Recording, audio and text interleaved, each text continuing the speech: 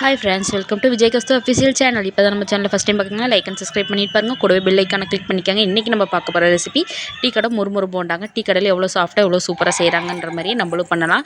அதுக்கு ஃபஸ்ட்டு நம்ம பெரிய வெங்காயம் எடுத்துக்கலாங்க. பெரிய வெங்காயம் எடுத்து உரிச்சிக்கலாம். நான் வந்து குட்டி குட்டி வெங்காயமாக இருக்கிறனால கொஞ்சம் 5-6 வெங்காயம் எடுத்துருக்கேன். பெருசாக தான் 2 வெங்காயம் எடுத்திங்கன்னா போதும். அது நல்லா ஸ்லைஸ் பண்ணி எடுத்துக்கலாம். நம்ம இப்போ பார்த்திங்கன்னா உரிச்சிட்டு கட் பண்ணி வச்சுருக்கேன். பாதியாக கட் பண்ணி இந்த மாதிரி நீளமாக நம்ம கட் பண்ணி எடுத்துக்கலாம். அப்போ தான் போண்டாக்கு பார்த்திங்கன்னா நல்லா உதிரியாக இருந்தால் தான் டேஸ்ட்டாக இருக்கும். நமக்கு இந்த மாதிரி சின்ன சின்னதாக ஸ்லைஸ் பண்ணால் தான் சூப்பராக இருக்கும். போண்டா சாஃப்ட்டாக வரும். இதே மாதிரி எல்லா வெங்காயத்தையும் நான் கட் பண்ணிக்க போகிறேன். அதே மாதிரி நீங்களும் கட் பண்ணிக்கோங்க. நம்ம சேனலில் ஃபஸ்ட் டைம் பார்க்கணுன்னா லைக் அண்ட் சப்ஸ்கிரைப் பண்ணிட்டு பாருங்கள். கூடவே பெல் ஐக்கான் கிளிக் பண்ணிக்கிங்க. அப்போ தான் நம்ம போகிற வீடியோ நோட்டிஃபிகேஷனாக வரும். இதே மாதிரியே இப்போ எல்லா வெங்காயத்தையும் நம்ம கட் பண்ணிக்கலாங்க. கட் பண்ணிட்டு வந்தாச்சு. பார்த்திங்களா, இந்த அளவுக்கு எல்லா வெங்காயத்தையும் நம்ம கட் பண்ணியிருக்கோம். இப்போ இதை வந்து நம்ம என்ன பண்ண போகிறோம் அப்படின்னா கையை வச்சு ஊற்று விட போகிறோம். இது பார்த்திங்களா எப்படி இருக்குது, இது ஒட்டி இருக்குது இல்லைங்களா. இதெல்லாம் வந்து நம்ம கையை அழுத்தம் கொடுத்து பிசைய நீர் விடும் லைட்டாக. அதுதான் கரெக்டான கன்சிஸ்டன்சின்னு வைங்க. அது கன்சிஸ்டன்சின்றது தேவையில்லை. கை அழுத்தம் கொடுத்து பிசைஞ்சோம்னாலே உதிரியாக வந்துடும். ஒரு 2 நிமிஷத்தில் எல்லாமே உதிரியாக வந்துடும். பாருங்களேன் எப்படி வந்துருச்சுன்னு.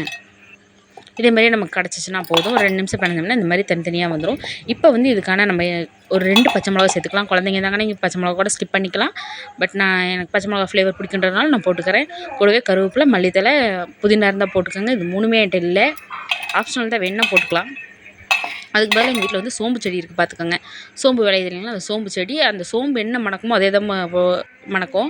நீங்கள் இந்த செடி இல்லைன்னா கூட சோம்பு போட்டுக்கலாம். சோம்பு கம்பல்சரி போட்டாகணுங்க, அப்போ தான் சூப்பராக இருக்கும். இஞ்சி போடுறத வந்து நான் எடுக்கலை. சின்னதாக வெட்டி போட்டுட்டால் போதும். அது கூடவே நம்ம வந்து பார்த்திங்கன்னா இது இந்த மாவு கடலை மாவு சேர்த்துக்கலாம். அது நல்லா கலந்து விட்டுட்டு அது கூடவே அரிசி மாவு, கடலை மாவு எந்த அளவுக்கு எடுக்கணுமோ அதே அளவுக்கு அரிசி மாவு அதையும் சேர்த்துக்கலாம் நம்ம. அதுக்கப்புறம் பார்த்திங்கன்னா மைதா மாவு, அரைக்கரண்டி எடுத்த போது மைதா மாவு, நிறைய போட வேணாம், ரொம்ப வலுவலுனாயிரும்.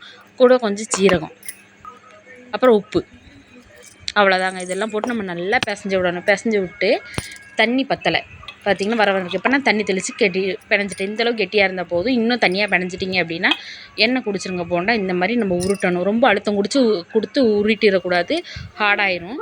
கொஞ்சம் லூஸாகவே ரவுண்டாக உருட்டணும். பார்த்திங்களா, நம்ம இப்போ வந்து வானல் வச்சு வானலில் எண்ணெய் ஊற்றிக்கலாங்க. எண்ணெய் நல்லா காஞ்சிருச்சு.